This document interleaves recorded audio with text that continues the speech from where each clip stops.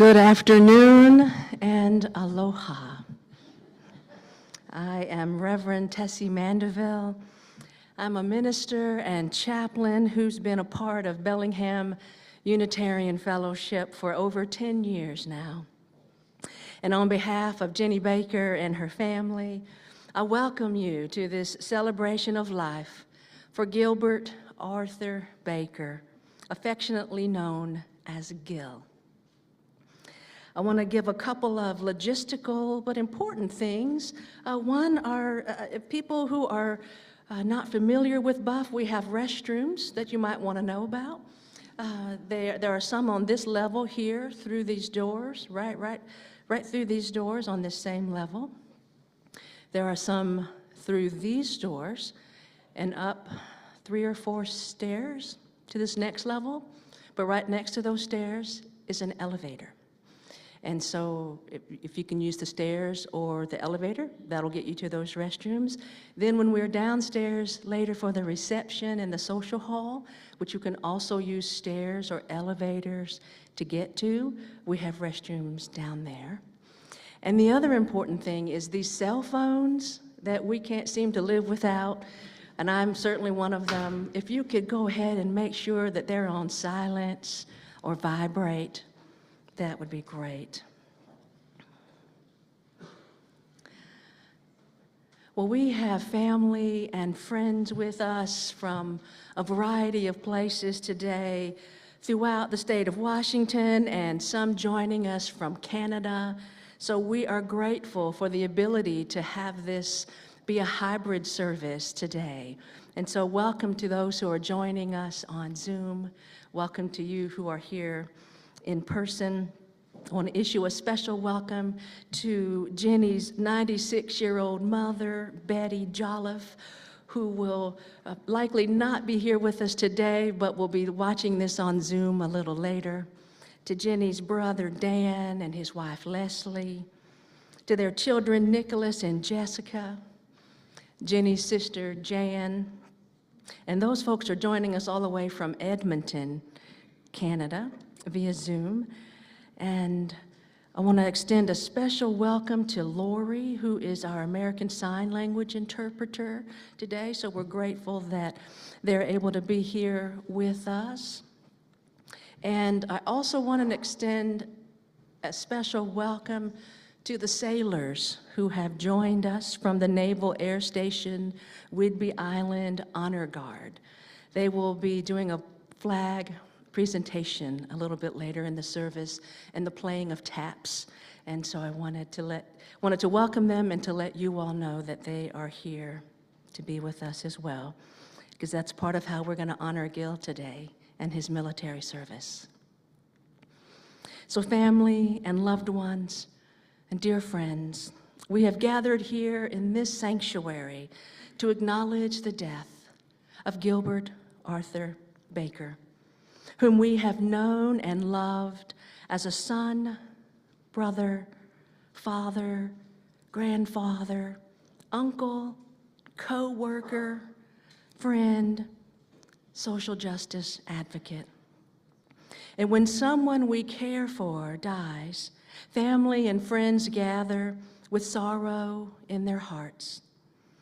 At times when we must face death and loss, we need one another's company for understanding and support.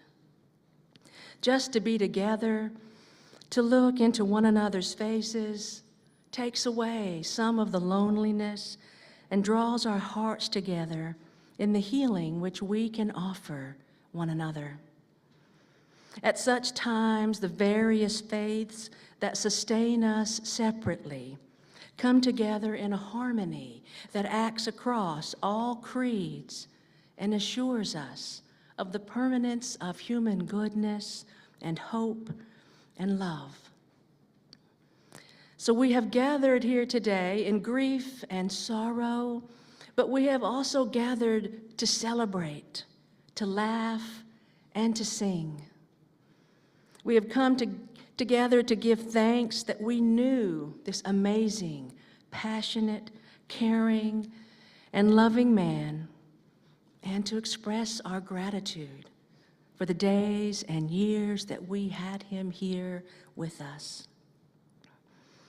And we are here to remember and memorialize a life that was lived with humble courage and quiet dignity. And by remembering the best of Gil, by recalling some of his finest qualities, by honoring his principles, values, and ethics which guided his life, some of Gil's enduring character flows into us so that we ourselves might be more courageous and loving in the days ahead. So thank you for being here. Your presence is a testament to his life and his love. In Unitarian Universalist congregations all over the world, we light a flaming chalice almost every time we gather for an occasion. It signals that we are entering sacred space, that we are seeking illumination of our heart's deepest questions and longings, and that in this community of warmth and wisdom, we are welcoming of multiple truths. So I invite Gil's 4 grandsons, Bill and Ben, Levi and Oliver, to come forward to lead us in the lighting of the chalice and the reading of a poem.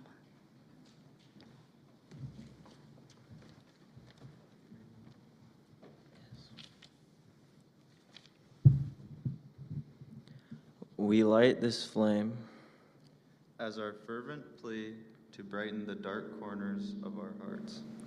We hold this flame, for in it is the promise of warmth for souls grown cold in loss and despair.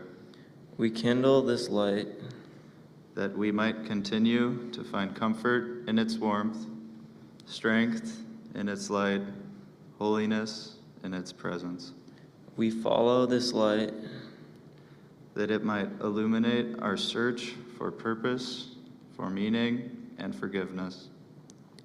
we light this chalice, Knowing, even as this sacred spark of life is extinguished, in the ensuing darkness, its light, his light, will still burn bright with memory of his time spent with us. we light this flame of life, of love and truth for the divine promise of healing hearts.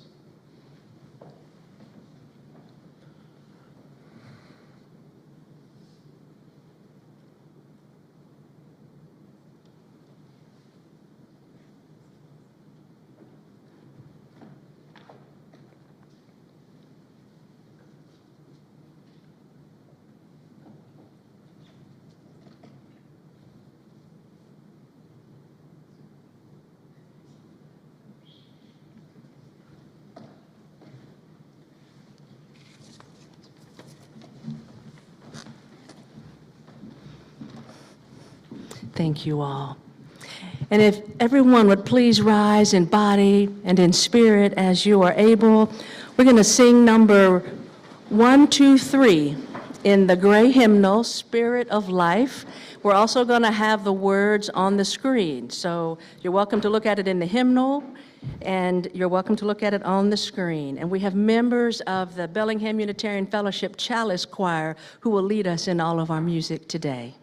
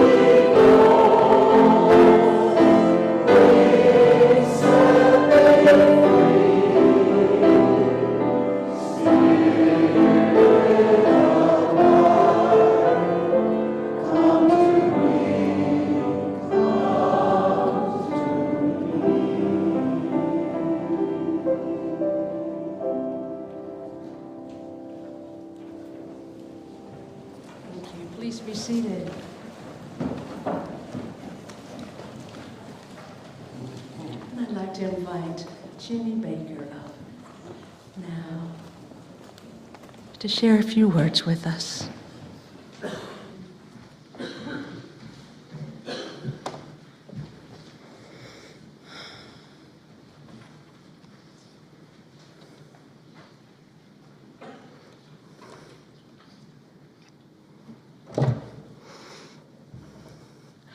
Your thinking is really loud.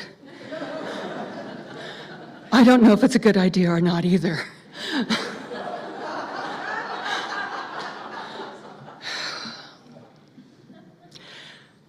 But I want to thank you all for coming today to join us in celebrating Gil's life. He would be amazed to see how many of you took the time to come out today. He'd just be shocked. And he'd be so touched, as am I.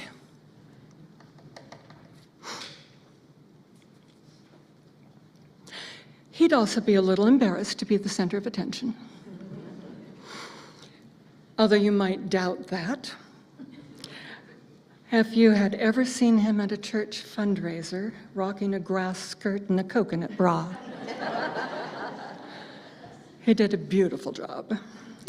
When his playful side came out, it was very fun. I'm really glad that I thought to suggest wearing Hawaiian shirts, so it just came to me that he would be so unhappy to wear a tie, and he wouldn't want you to feel you had to either. And for those of you who did, thank you very much for your nod to the solemnity of this occasion.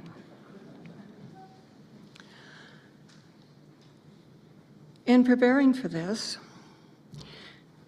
it occurred to me that each of us knows others only through our own lens and whatever they're willing to show us. I hope you leave today having a fuller picture of who Gil was. He was more than a pretty face with a great smile.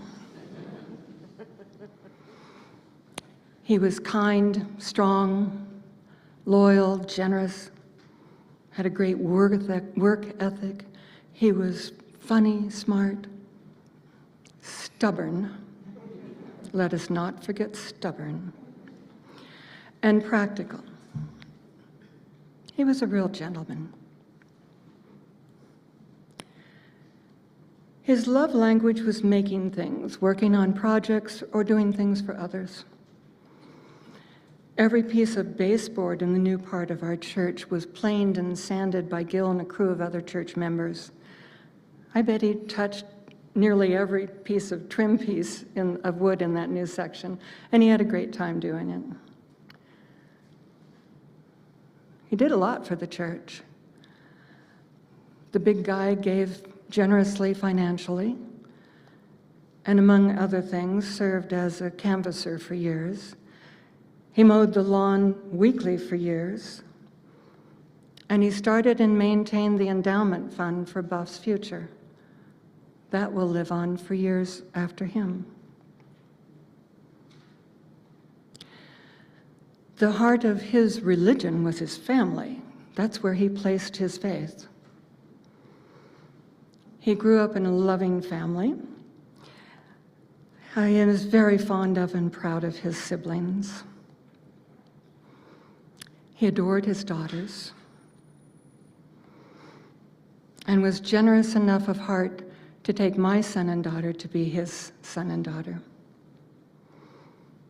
He loved the in-laws too. He realized how fortunate we are that all of our children and all of our grandchildren were born healthy. That is such a blessing and not to be taken for granted. He was absolutely so proud of our 4 grandsons. And to have them grow up handsome and smart, too, was just a bonus.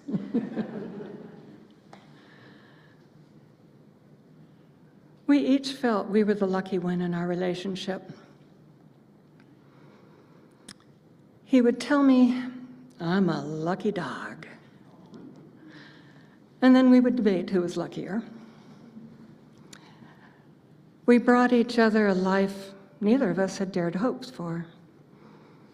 one filled with more joy, love, and travel adventure than we thought possible. As in any good marriage, we sanded off each other's rough spots and made each of us a better person.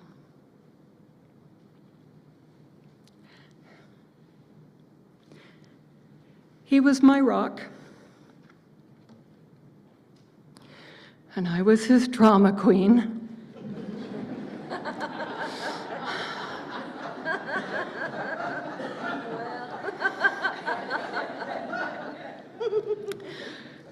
With me emoting all the time, he really didn't have to. Not that he would have. Even when he was diagnosed with the dread disease Parkinson's, he didn't complain much. He was grateful it came on later in life and he could complete his beloved pilot career as a pilot. Then we were blessed that it progressed slowly. He accepted this was his fate, and he coped with it as well as he could. Practical to the end.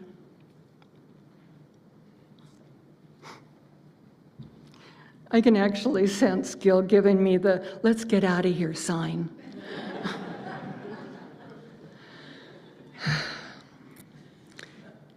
He would want our tears of grief to dry in the warmth of happy memories. He would want us to live, to laugh, to love one another.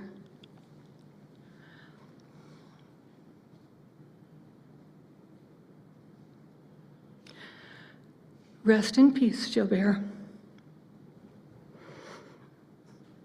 I'll carry you always in my heart.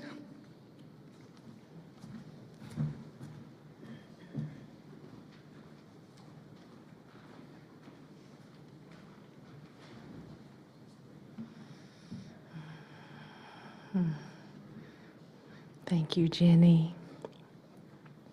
I'd now like to invite Gil's brother, Steve Baker, to come forward and share some memories with us.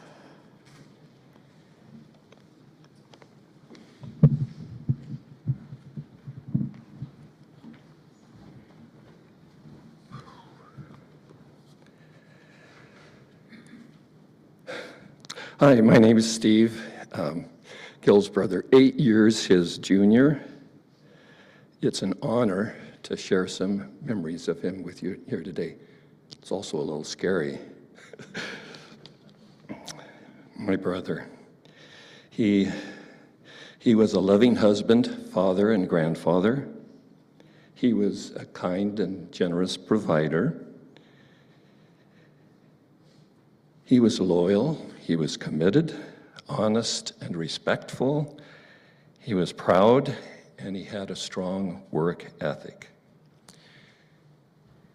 You know, when you're a youngster, an 8-year age difference is huge. I always looked up to him, literally and figuratively. I wanted to become as talented and skilled as he was, and I called him Big Bud. Our sister Carol is Cow's Wool. Our sister Julie is Jewbug. And I was Bonehead.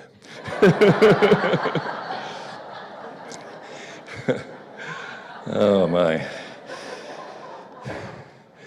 He graduated from high school before I was even in the 4th grade and graduated Oregon State before I even got into high school.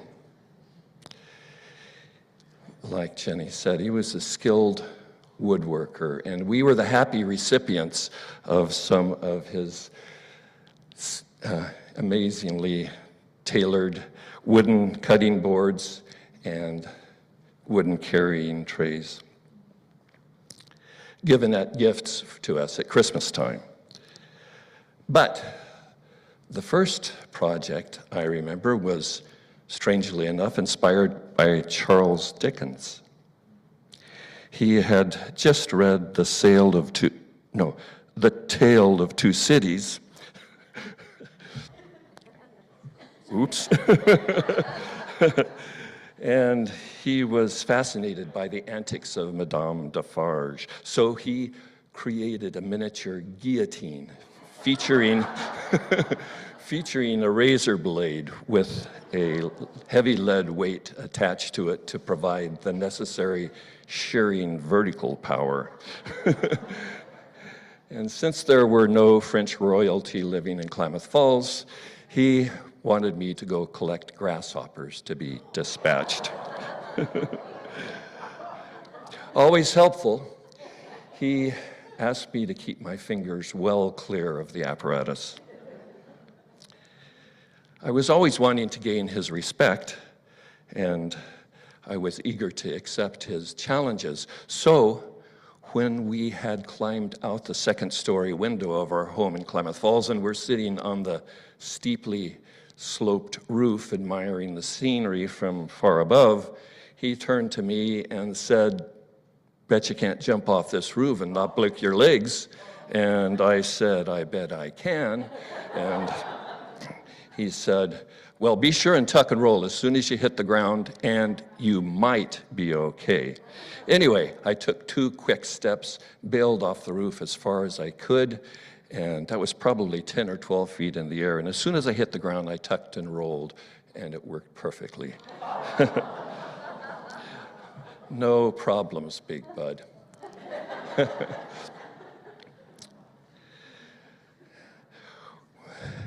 To show his humor and also his impishness, I'd like to share a story about our time in Klamath Falls in the winter. We were standing at the back door looking out the window at a newly fallen layer of about 2 feet of snow, and we were looking at the burn barrel, which was about 50 yards distance. And it's normally his chore to take out the paper burnable products and burn them in the trash barrel. But today, on that day at least, he turned to me and said, "Bet you can't run out through that snow, light the fire, and come back before you freeze." And I said, "Well, I bet I can." And so he said, "Here are the matches." So I remember churning through the snow, my feet getting colder with each step out to the burn barrel, striking the matches, finally get one. See him. But he wasn't there. In our family, his legendary adventures and death-surviving antics were amazing. His calm reactions in the face of danger were inspiring. As a first grader, he and his friend Harold were walking home from school, and they noticed a storm drain that was open. The heavy lid of that storm drain was off to one side, and so they decided to do their civic duty and push that storm drain back into position. And so they pushed and tugged, and finally the storm drain was just about there, and then it tipped and fell down into the hole, carrying Gilbert with it. Hitting his head on the lid, he got a concussion and a deep gash on his forehead, showing remarkable peace of mind. Young Harold looked down in the hole and could only see Gilbert's feet sticking up there. And so he lay down on his stomach and reached way down and grabbed Gilbert's feet and pulled him out, saving his life. Their picture was published in the paper that night, and you can see downstairs that very same picture we're talking about. Gilbert and Harold, arms on each other's shoulders. Gilbert standing about a foot taller even then than Harold, bandage on his forehead. He was always a hard worker, like Jenny has said. And I remember him mowing lawns to get money to buy a bicycle, and then modifying the bicycle with racks to hold newspapers so that he could do his newspaper route in the cold and dark mornings of Klamath Falls while I was still asleep. He was also a Boy Scout, and as far as I can remember, he had earned enough merit badges to become an Eagle Scout. And I know that he read through that Scout manual so many times that he had it memorized. Another one of his talents was ice skating. And he became very proficient with his hockey skates. Our sister Carol had figure skates. Anyway, in Klamath Falls, there was a really nice outdoor skating rink that was very popular, but when conditions were right, Upper Klamath Lake would freeze completely over. And when it didn't snow right away, there were more than 20 miles of nice, beautiful ice to skate on. Anyway, one evening, he and his friends were out skating, and he came upon a real thin area of the ice and fell through into the freezing water. And he said he didn't panic. Instead, he just got out the scout manual in his mind, thumbed through the pages until he found the page that said, "How to save yourself when you fall through the ice." He followed the instructions and pulled himself out. He saved his own life. That night, he was on the local radio news. Once again, he made the news. At Oregon State, he studied civil engineering and almost had his degree in hand when the draft came along. In those days, your fate was often determined by the draft. And instead of taking his degree in civil engineering, he got a Bachelor of Science in General Science, and then he enlisted in the Navy and was accepted for flight training.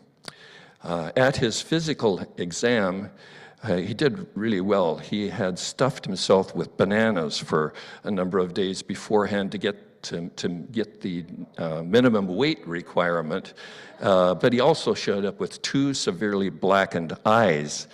What had happened was that he had fallen asleep at the wheel of his beautiful little red Triumph TR3, totaled it out, hit his head on the steering wheel, and bruised his legs, or his ribs really badly. In the Navy, he went to Pensacola to get his flight training and was assigned to fly the E-2 Hawkeye. And from what I understand, this particular airplane is one that a pilot would get in off the aircraft carrier and fly out about 400 miles, then circle around the aircraft carrier all day long as an early warning radar system for the aircraft carrier. And I'm sure there were hours of mind-numbing sameness that happened, punctuated by sheer terror. And he related a story to us later on about that particular thing. And it turned out that after a full day of flying, unfortunately, and to their dismay, they found that there was not enough fuel to get back to the aircraft carrier. Pretty sad. And oops. Anyway, his story goes that he looked around, got his crew involved, and they found another aircraft carrier crossing the path in the opposite direction at just the end of their fuel supply. He told me that he fully expected to ditch the airplane in the water. But as fortune would have it, and just as the fuel ran out, he made his way to the deck and landed on that aircraft carrier, saving his crew and a very expensive airplane. He told me later that after all these experiences, near-death experiences related to water, he fully expected to meet his Waterloo in the water. He didn't expect to be taken down by Parkinson's disease. And after the Navy, as we all know, he became a pilot with Northwest and stayed for them for 30 years, a testament to his dependability, his commitment, and his courage. And he was justifiably proud of the fact that he became a 747 pilot during his last years with the company. Well, there's a long legacy associated with my brother. And those of you who are direct recipients of that legacy are very blessed indeed. Jenny, you were the love of his life. Ruth, Paula and Stu, Krista and Chris, Levi and Oliver, Ben and Bill. He loved you very much and wanted you to become very successful in your lives. Our mother, Pauline, who died 25 years ago, and our father, Cy, who died 57 years ago, would also be very proud of you, Gilbert, and your family. I forgot Chris, Eric, and Pimpha. Sorry about that. So, in closing, I would like to share one of the many poems that our mother would like to recite. This one is called Crossing the Bar by Tennyson.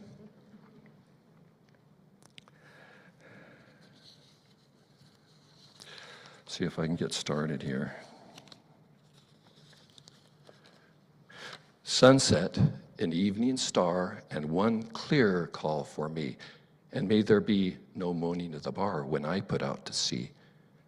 But such a tide as moving seems asleep, too full for sound and foam, when that which drew from out the boundless deep turns again home.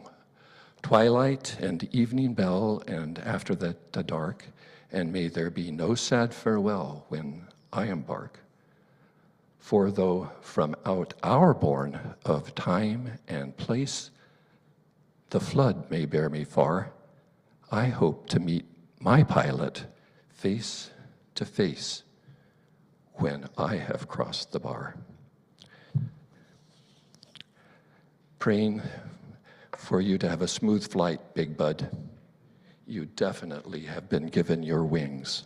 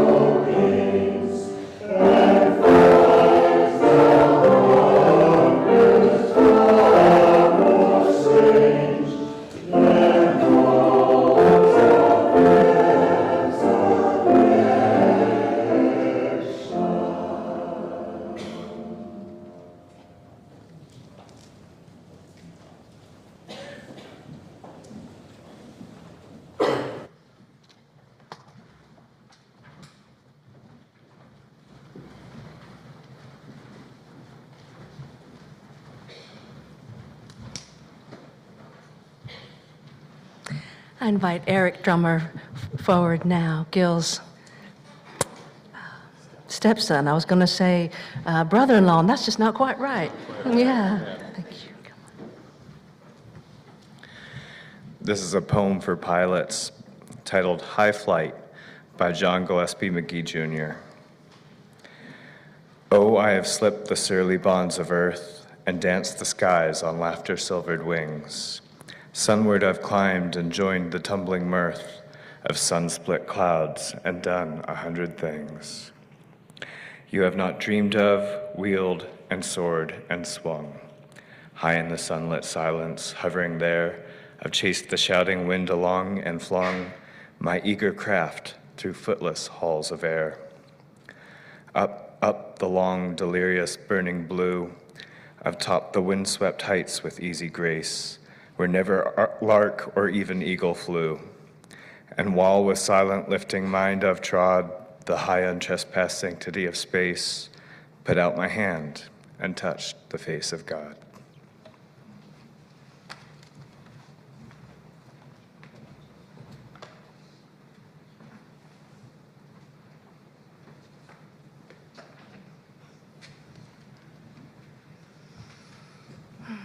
Thank you, Eric. Thank you, members of the choir. And now I invite Ruth Baker to come forward, Gil's eldest daughter. Yeah. Come on forward. Yeah.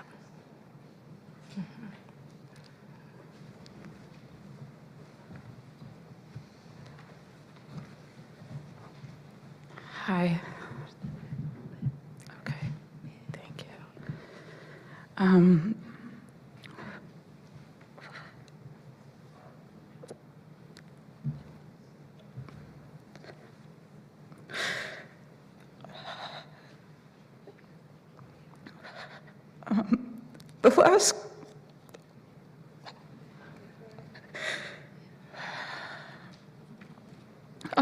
The last couple months of my dad's life, a verse from the Bible kept running on repeat through my mind. Be still and know that I am God. I was with my dad when I had my first experience with stillness and quiet. I was in elementary school and we were on a family camping trip.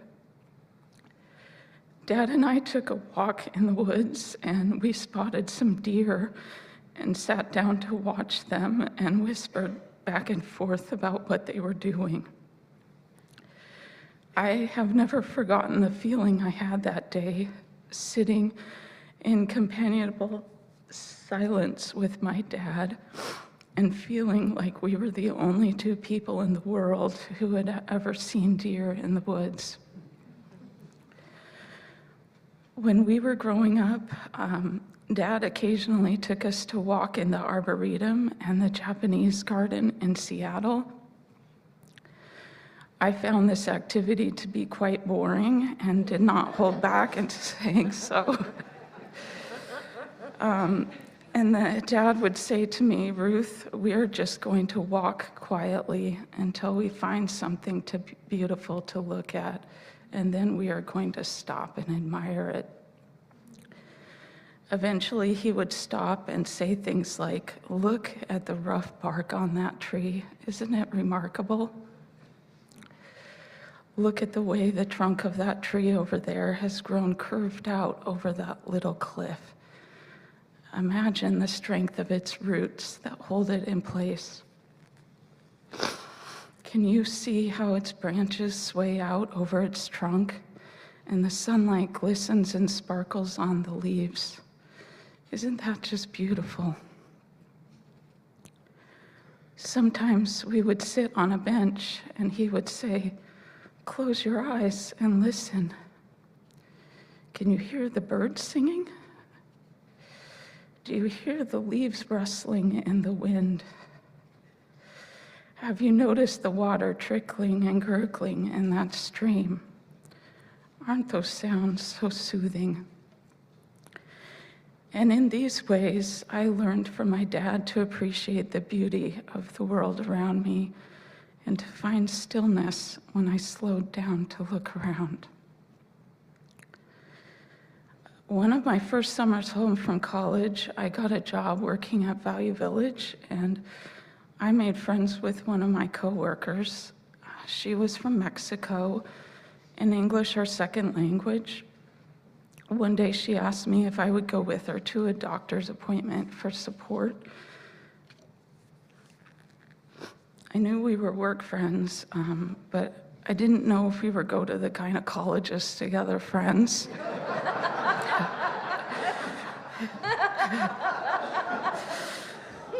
I was discussing this situation with Dad and whether I should say yes or not, and he said, "Ruth, when you have the opportunity to help someone, you need to take it.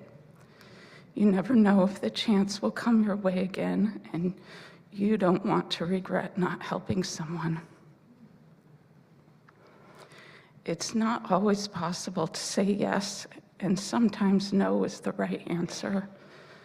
But on that occasion, and every occasion since, when I have said yes, I've found my dad was right. Dad was a man who helped and showed up for people when he saw the opportunity, and he did so without fanfare and in very generous ways. I learned how to be a friend and to love others from the way that he loved me. In high school, I grew unsatisfied with my Unitarian Universalist experience, and I decided I wanted to learn more about God, Jesus, and the Bible. And at the time, I concluded the best way for me to pursue this was to become a Mormon, and I was Mormon for 13 years. Looking back on that time, my family, including my dad, gave me the gift of acceptance and inclusion. To be loved even when you believe, think, and say and do things that the ones who love you disagree with is a gift.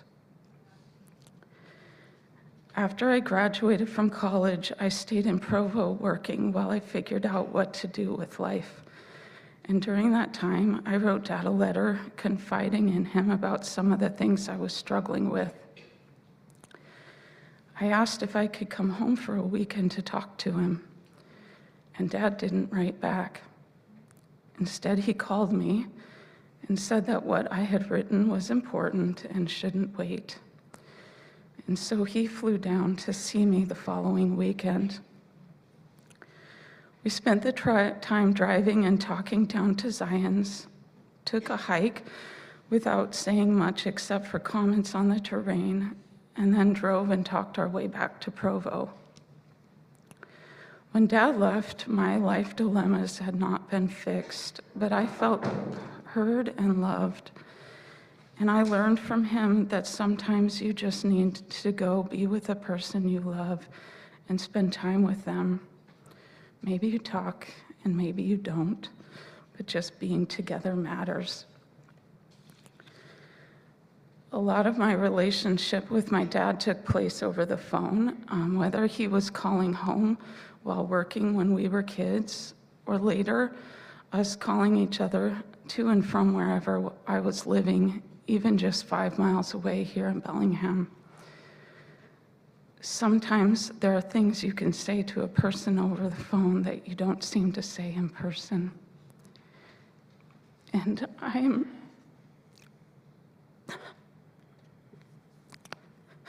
really gonna miss those phone calls with him.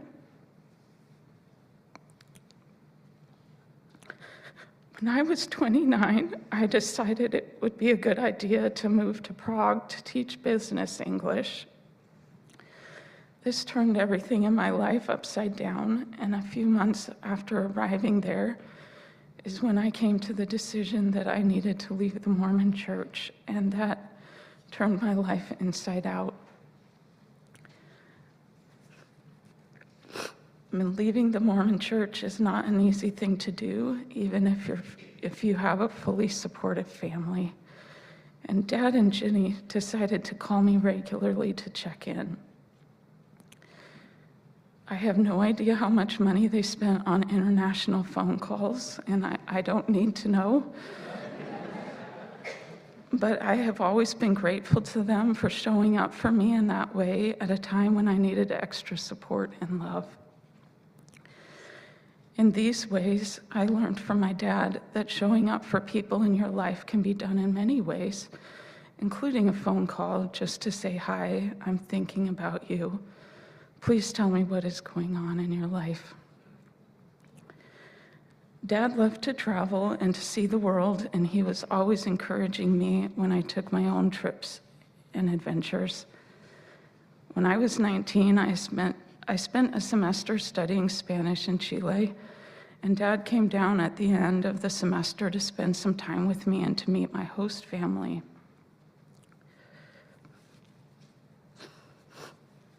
The story's too long to tell, but my passport expired the week before the semester ended.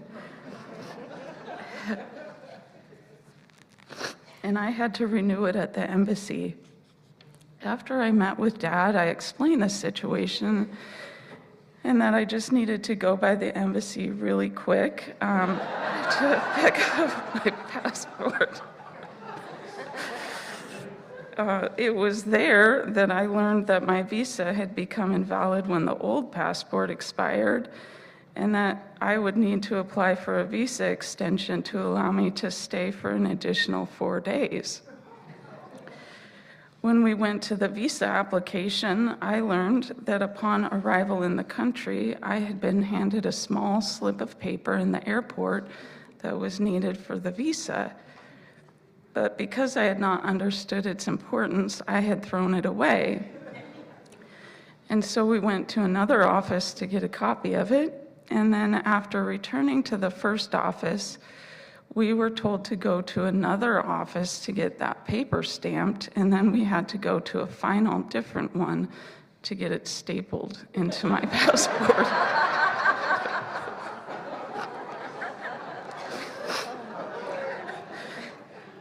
So by the time we arrived at this final stop on this unwanted tour of bureaucratic offices, we were both on the tired and irritated side of things. I asked a man walking by in the foyer for directions to the correct office, and after he answered, I turned right around and walked outside and started to cry.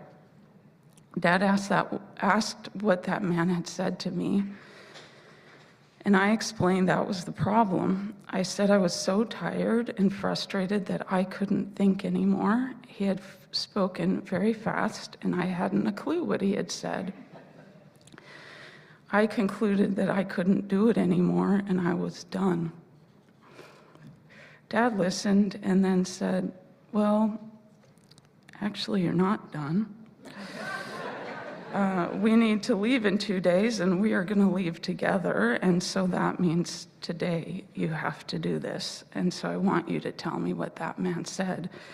And I explained again while crying that he had no idea how fast everyone in that entire country spoke, and I just didn't have a clue. And he said, "Ruth, close your eyes, take a breath, concentrate, and tell me what you think he said. Just guess." And I did that, and then Dad said, "That sounds good enough to me, we'll do that." And I insisted that I was wrong, and he said, "Well, we have to do something, so we're gonna do that, and if it's wrong, we'll figure it out." And it turned out that I had understood. When we got back outside with my passport and the visa officially stapled together, there were a lot of things Dad could have said to me that would have driven home the number of poor decisions I had made that led up to that situation. But what he said was, "I'm proud of you. You came here to learn to speak Spanish, and if you needed a final exam, this one didn't come with a grade, but you passed. And also, if you are ever traveling anywhere in the future and someone even remotely official gives you any kind of documentation, keep it until you're all the way home and know you don't need it anymore. Don't forget that, okay?" And I haven't. There have been many times in the years since when I have really thought I was in a pickle and I didn't know what to do, especially when I've been traveling alone. And in those moments, as I've tried to calm myself in order to figure out what to do, I've heard my dad's voice in my head saying, "Well, what do you think you should do?" And I've answered the question and heard his voice say, "That sounds good, do that." And just like when I was 19, I've answered back and said, "But what if I'm wrong?" And his voice has said, "Well, you can always course correct later, but you've got to pick something, and that's good enough for now, so do that." And it's always worked out. I learned from my dad that sometimes showing up for another person just means helping them trust in their abilities when their own confidence is failing them. When Dad died, I felt like something inside me became untethered, like I'm on a raft with no choice but to let time carry me away. And I don't like that feeling. But as I look forward to whatever lies ahead, I believe that when I take time to appreciate nature and the beauty of the world around us, my Father will be with me. And as I take time to help others and show up for the people I love and care for in the ways I know how, my Father will be with me. And when I feel stuck and overwhelmed and don't know what to do, if I take time to be still and quiet and listen, my Father will be with me. And for these things, for the life of my dad and all that he taught me, and especially that we got to call him Dad and Stepdad, Pops and Papa, I am very grateful.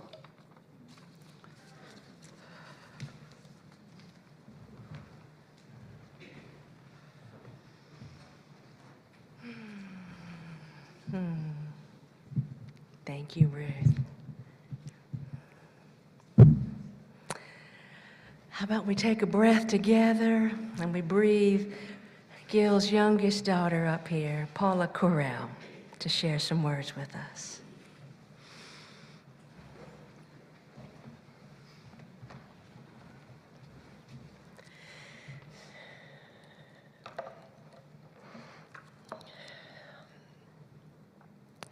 What an honor and privilege it is to be Gil Baker's daughter. He was a wonderful man and an exceptional father.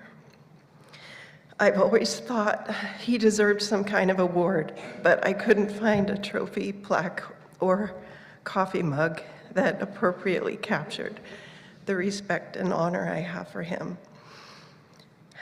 Standing up here today to speak about him is an important opportunity for me to share my appreciation for him and his role in my life. Thank you for being here to celebrate and remember his life. My dad was kind, gentle, and tender-hearted, as well as fun, hardworking, and positive-minded about life. I loved being Daddy's little girl.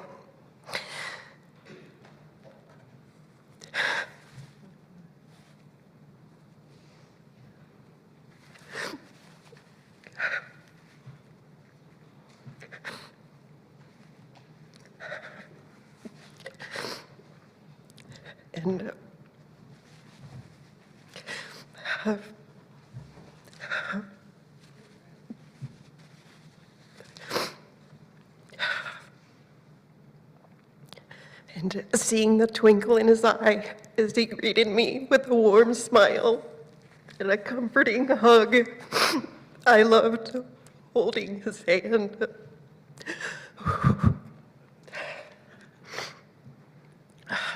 I loved holding his hand as I walked beside him and tried to keep up with his long strides.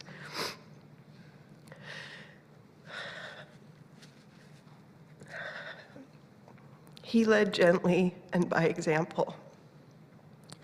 when my sister and I lazed around in the summer watching the boob tube, while he worked tirelessly in the yard and the garden, he came to nag us out of our seats, but it never felt harsh. It was simply a nudge about what a beautiful day we were missing out on, and a lighthearted teasing about our laziness.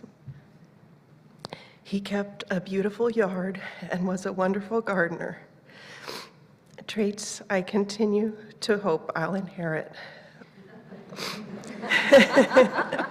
But his legacy lies deeper. What I needed most from him is what he gave effortlessly: unconditional love. I felt so loved by him that I nearly took it for granted. I'm sure that sometimes I did. His love strengthened me, comforted me, nourished me, and grounded me. My grandparents, Cyrus and Pauline, blessed their children with this gift, and I am blessed to be a part of their legacy of love. My hope and prayer is that this love continues to live on in the generations to come, and that Dad will somehow know the difference it made in my life. May he rest in peace.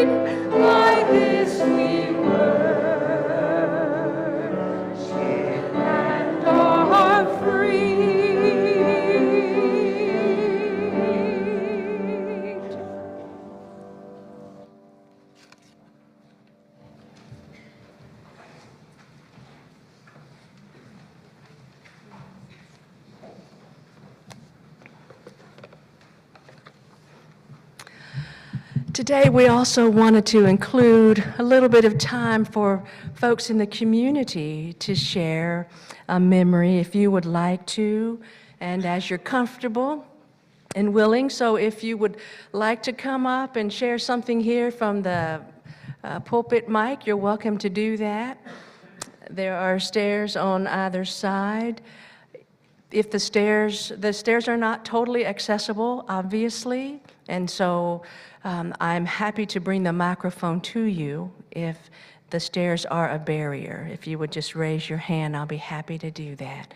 And when you come up, if you would just try to think of maybe one story and a brief one, that would be great. We've heard some just amazing stories already, but I know we haven't heard them all.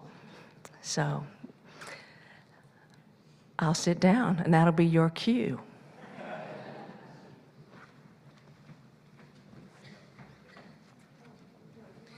Would you like me to bring the microphone?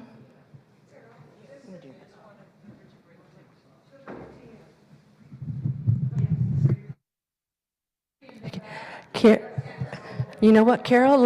Because we are also on Zoom, let us, the Zoom folks will only be able to hear us with the microphone. You can sit down.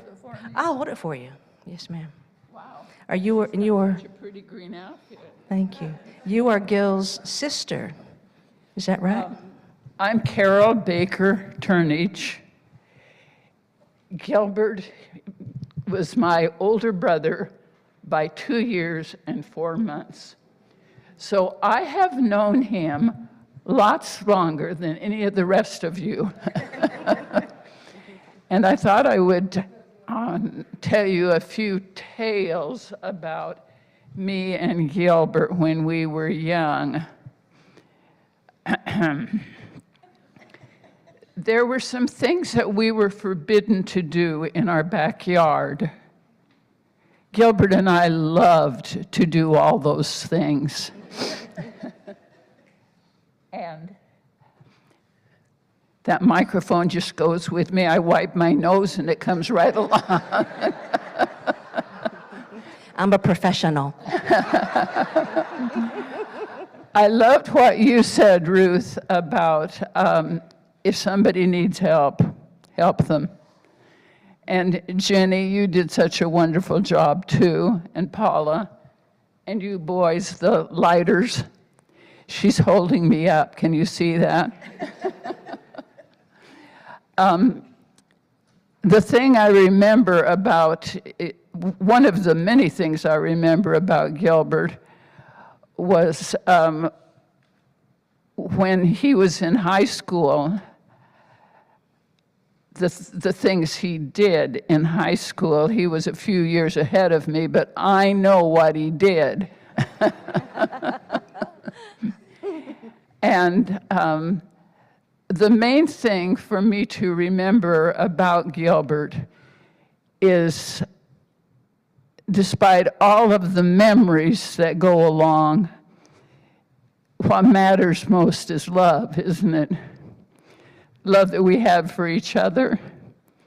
And it's just the strangest thing, because I sort of know he's dead, but still there are times when I feel his love.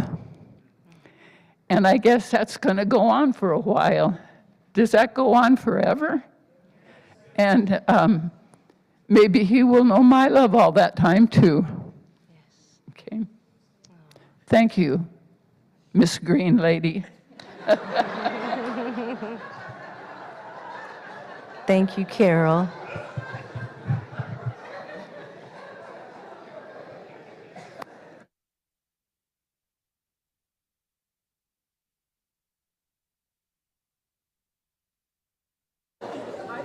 Is that still on? I forgot to say a couple of things. My family's laughing like, uh-oh. I wanted to acknowledge that our daughter, well, this is my husband beside me, and our daughter and her wife are here. Our son comes out once a year, and he was already out, so he is not here now. But he loved to ski with his Uncle Gilbert. And by the way, bonehead, I really didn't think he'd say that. Thank you so much, Carol. She totally gets sister prerogative. That's how it works.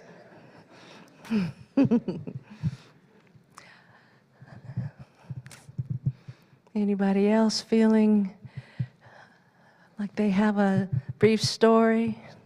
All right, Leslie. Do you want to come up here? How about we'll just stay here? All right. I didn't know Gil nearly long enough. Okay. I did work with him a little bit here at Buff doing the counting of the collection. And I learned that I didn't have any talent for that at all. Getting things into the right envelope with the right notes on them and things all in the right order, I was hopeless at that. And I met with Gil, I don't know, a dozen times on a Tuesday to do that. And I finally, he was so patient. And I finally said, if I'm ever going to get good at this, it would have happened already. And so I stopped. But Gil never showed the least bit of impatience. And that's enough to say for right now. Thank you. Thank you, Leslie. Barbara. I'll have you come up here so the family can see you as well. My name's Barbara Gilday, and I've been a member of this congregation for 25 years.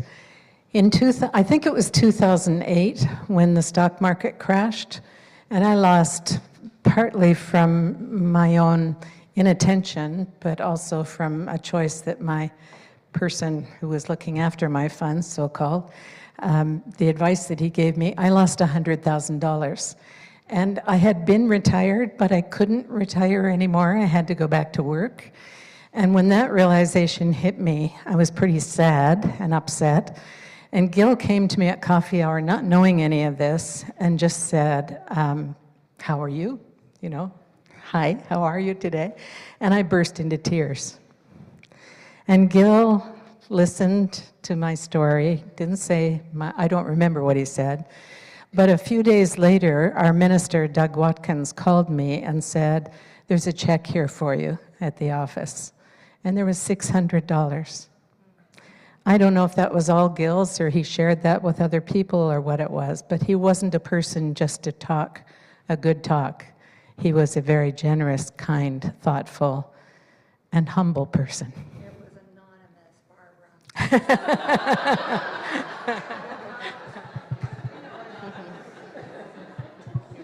Did you all hear that? It was anonymous. It was just a coincidence that it happened about 3 days after that story.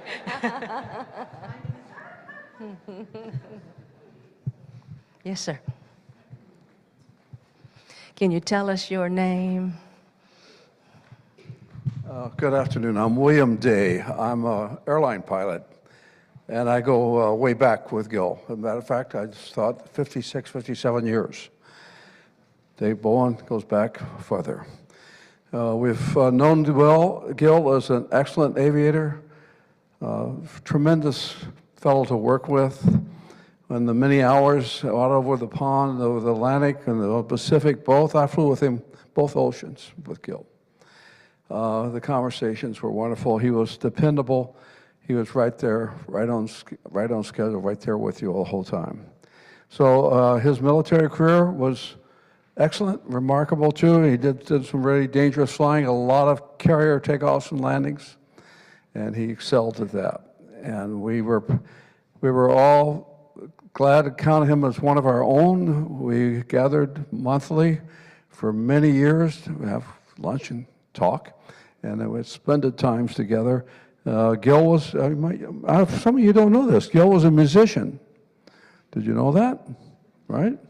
Gil played the clarinet, played a good clarinet. And so he was a man of many talents. And we've crossed paths in so many ways, all of us.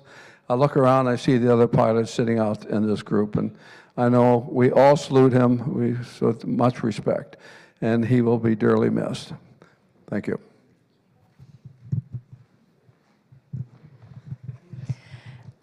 Sister Prerogative is coming forward one more time. This is the last time. Gilbert also played violin when he was young. I know he played through elementary school, and I am not sure how much longer he played after that. But in our family, we were all encouraged to play an instrument and to sing, and Gilbert loved to sing. As a matter of fact, he sang in a Navy choir that performed in Carnegie Hall. Who else can claim that? That's it, folks.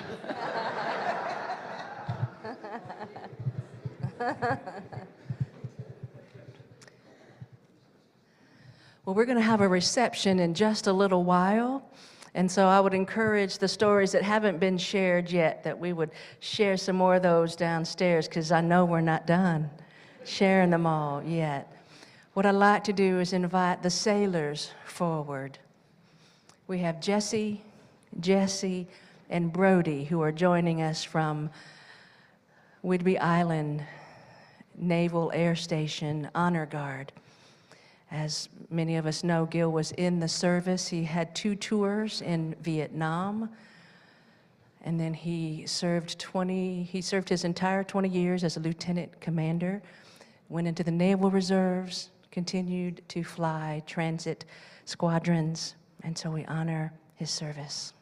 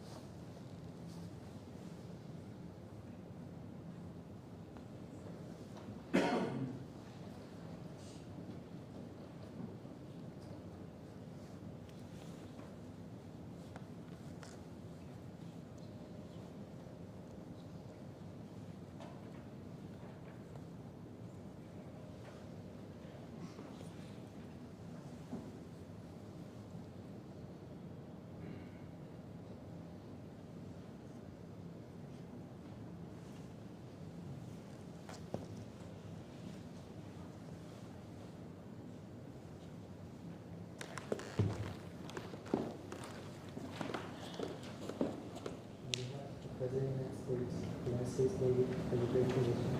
Please set this flag with a symbol of our appreciation for the work that is faithful to all our service.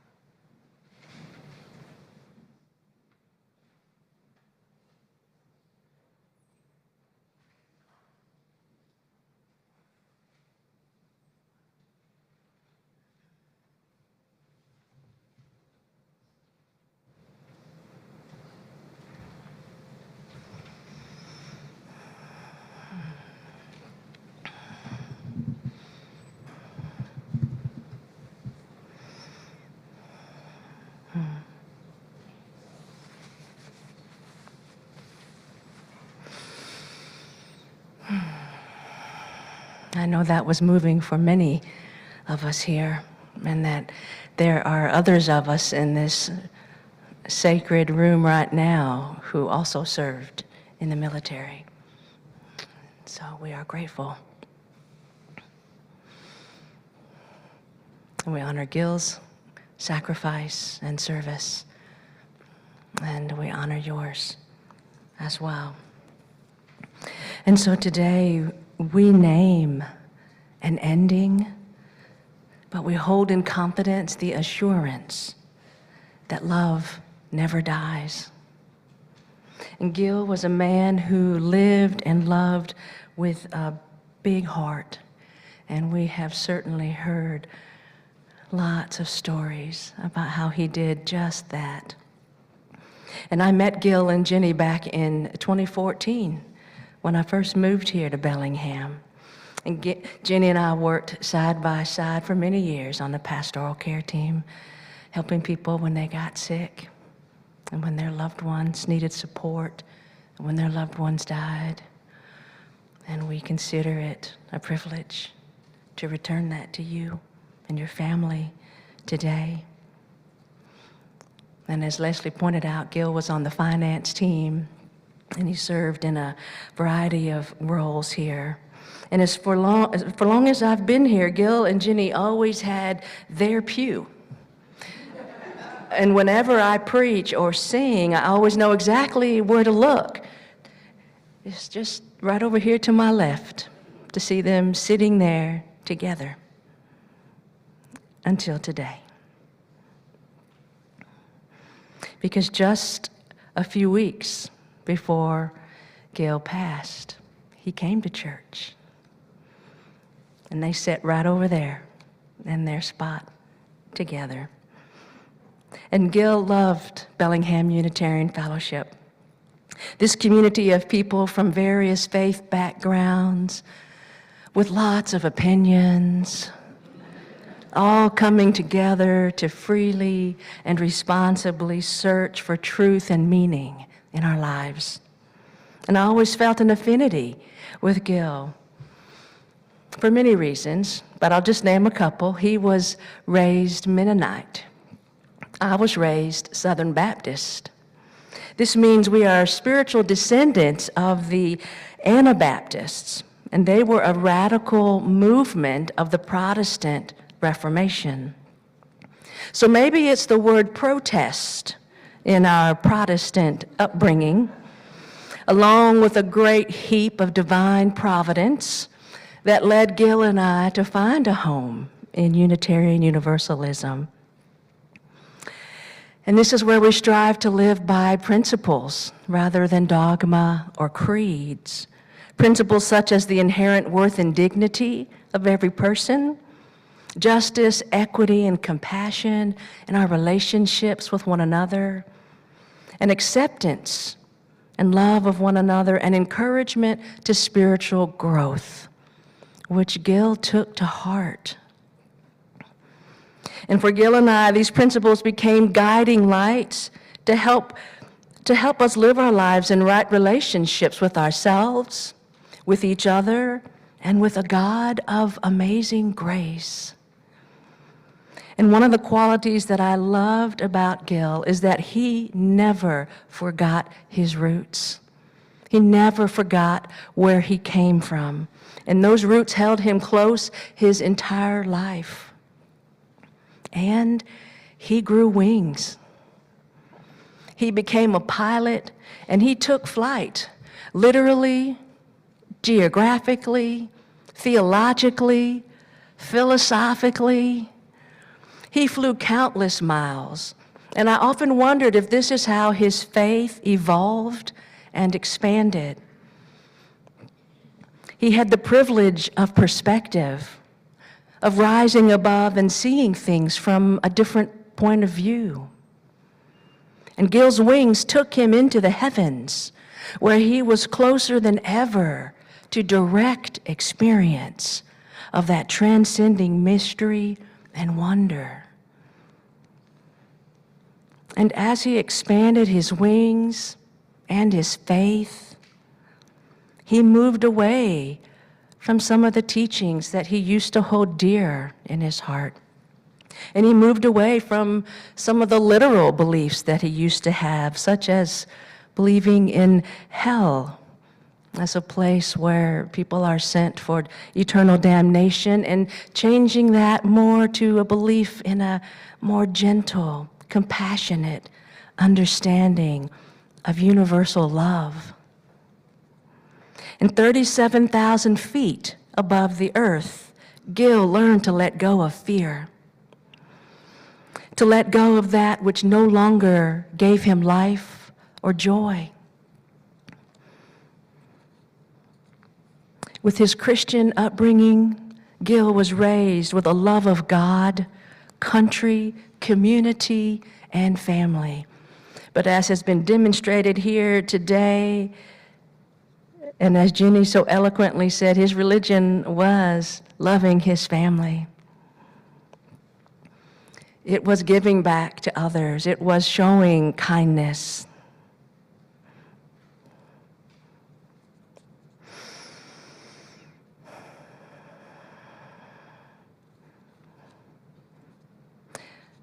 There's more I could say, but I'm gonna skip over a few things, and I just want to talk about the very end of Gil's life. Because I think in services like this, we get called back to our own memories of how important our relationships are with each other, with the God of our understanding, with the wider world.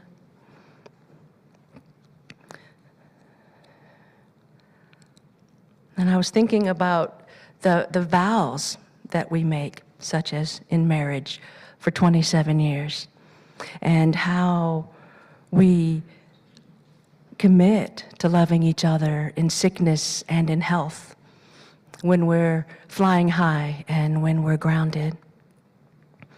And the real test comes when we're grounded. And when Parkinson's and dementia started doing the things to Gil that these processes do to a person's body and mind, I want to commend this family, Jenny and Paula and Ruth and others in the family and the friends who really gathered round, because dying is not easy. We labor to get into this world, and there's labor to get out of this world. And through all of that, this family drew close and made sure that Gil had everything that he needed, including, in his final days, inviting in a local hospice so that he would be able to die in his home, which was his wish, so that he would be comfortable. And in his final breaths, he was there with Jenny and Ruth and Paula. And he was surrounded by love. And I know that we've talked a lot today about the gift that Gil was to you all, but I also want to say that you all have been a gift to Gil in helping him die well and peacefully at home. It's a beautiful thing that you did for him that you might not be able to grasp right now, but I assure you, in the days and years ahead, you will not regret the ways that you showed up and that you made him have what we all aspire to have, which is a good death. And now he is flying high, sheltered in love. And that seems deserving for a man who lived and loved with a big heart. And I think it's fair to say that we are all better people for having known him and having loved him and having been loved by him. And so, as the song we sang at the very beginning reminds us, his roots held him close and his wings set him free. And so may he fly high forever. Blessed be. And amen. I want to invite us into prayer now, to pray together this beautiful prayer from the Jewish book of prayer called We Remember Them. It'll come up on the screen. I'll share what's in regular font and ask that you respond in what's in italics. In a spirit of prayer, we remember them. In the rising of the sun and in its going down, we remember them. In the blowing of the wind, in the opening of the buds and in the rebirth of spring, we remember them. In the blueness of the sky and in the warmth of summer, we remember them. In the rustling of the leaves and in the beauty of autumn, we remember them. In the beginning of the year and when it ends, we remember them. When we are weary and in need of strength, we remember them. When we are lost and sick at heart, we remember them. When we have joys and special celebrations we yearn to share, we remember them. So long as we live, They too shall live, for they are now a part of us as we remember them. On behalf of Jenny Baker and her family,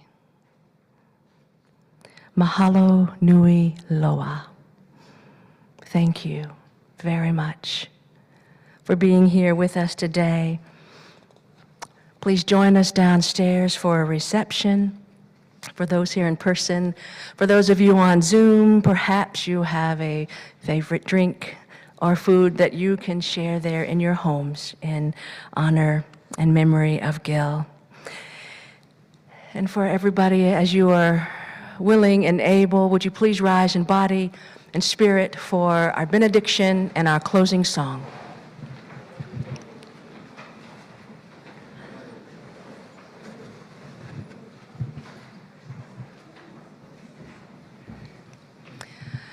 And so it is that we affirm, you're fine.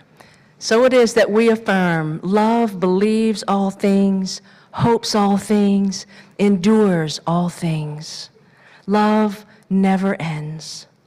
Faith, hope, love abide, but the greatest of these is love. And love is what gathered us here today, and love is what lets us depart in peace with a renewed faith and hope. And may the spirit of life and love remain with you now and always. Blessed be, and amen. And we're going to sing one more time one of Jenny's favorite songs, Come Sing a Song with Me. And then we're going to show the video montage one more time. And then the family and I are going to recess And for those who aren't able to stay for the reception, we're going to meet you out in the narthex if you'd like to greet the family. Everyone else is welcome to go downstairs, and we'll see you down there in just a little while. This is going to be number 346, Come Sing a Song with Me. The words are on the screen as well.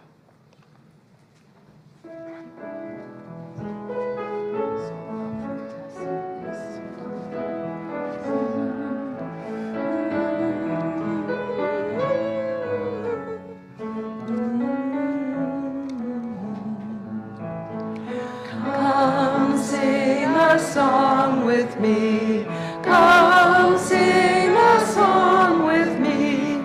Come sing a song with me, that I might know your mind.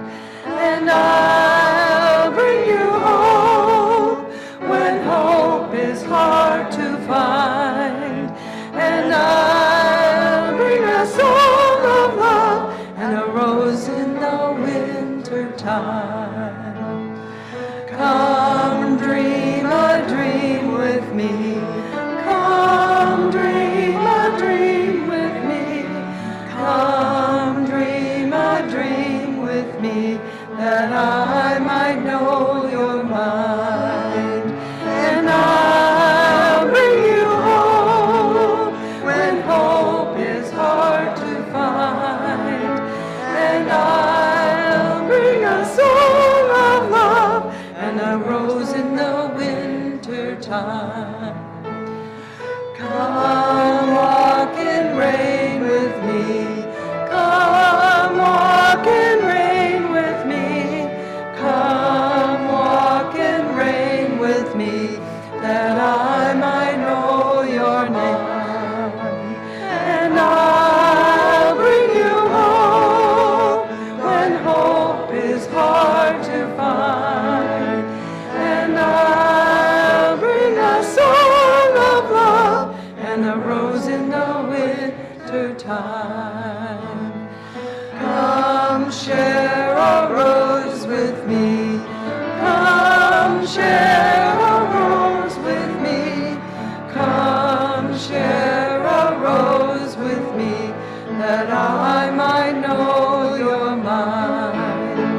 And I'll bring you hope when hope is hard to find. And I'll bring a song of love and a rose in the winter time.